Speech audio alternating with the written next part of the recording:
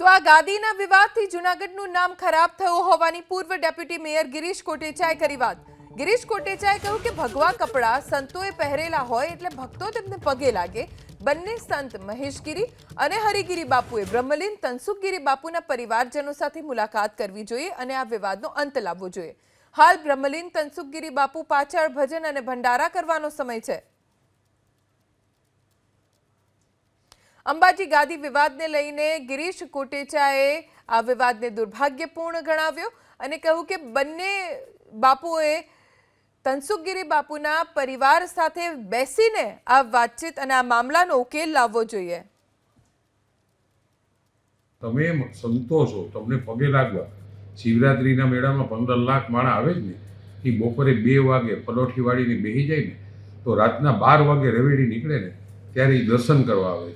એમ ખબર છે આ દર્શન આવે એ લોકોને 12-15 લાખ માણસોને ક્યાંય સાધુ સંતો આવડા ઝઘડા હાલે છે, કોણ પગે લાગશે?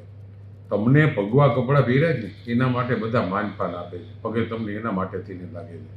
અવડો મોટો વિવાદ કઈ કારણ? પહેલાં વહેલા તો તમારી જ ફરજમાં આવે કે એના કુટુંબના છોકરા વારે બેહવું જોઈએ. 50 વર્ષનો ઇતિહાસ કાપો કે એની સેવા કોણે કરી છે.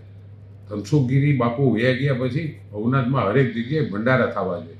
એને બદલે આખા દેશની અંદર આ મારી જગ્યા છે ને મેં લખાણ લખી દીધું ને આ કે હું મારો ચેલો બેહાડી દઉં, આ શોભતું નથી.